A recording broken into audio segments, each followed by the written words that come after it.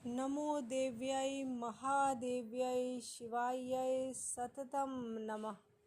नमः प्रकृत्यै भद्रायै नियताः प्रणताः स्मताम्। नवरात्रि आ रही है। जो भी श्रद्धालु माँ दुर्गा के भक्त हैं, माँ दुर्गा के प्रति आस्था रखते हैं, वे सभी आश्विन के इस अधिमास में आने वाली नवरात्रि में अपने लिए जो कुछ चाहते हैं, जिस भी प्रकार के सुख अथवा ऐश्वर्य वैभव की जीवन में कामना करते हैं, उसके लिए प्रयास कर सकते हैं। प्रयास करना अपने वश में है और ईश्वरी भगवती उसे फलित करती हैं। किंतु आवश्यक यह है कि हम मन से प्रयास करें। फिर तो जो कुछ हम चाहते हैं, यह जो हमारा मन है, जो परम निधि का ही एक अंश है, वह उसे अवश्य पूरा करता है। भगवती ने कहा है, यम यम चिंत्यते कामम तम तम प्राप्नोति निश्चितम। ध्यान दें, इस नवरात्रि जो आने वाली 17 तारीख से प्रारंभ हो रही है, माँ अपने वाहन सिंह के अतिरिक्त घोड़े पर सवार होकर आ रही हैं।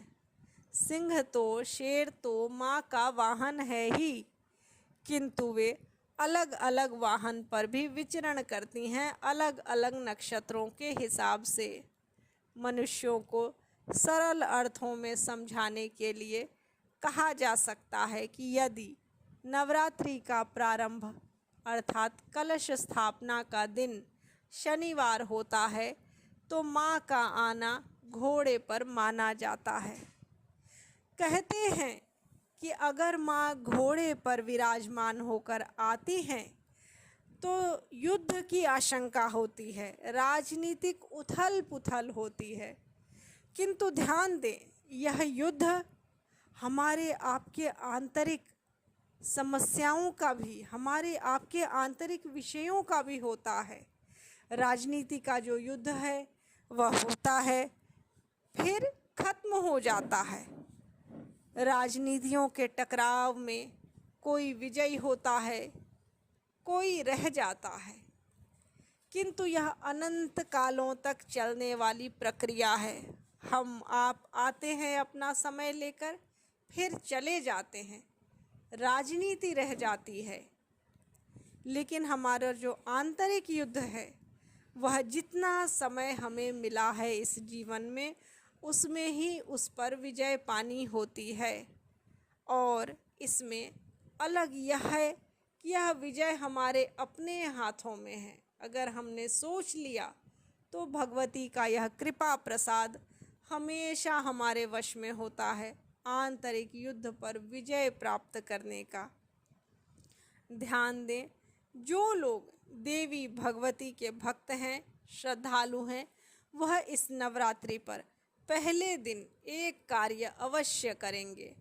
जिन घरों में कलश स्थापना के साथ माँ की पूजा होती है, वहाँ तो होती ही है, जहाँ नहीं होती है वहाँ भी दोनों स्थानों पर एक कलश अतिरिक्त रखें, जो कम से कम तांबे अथवा पीतल का हो।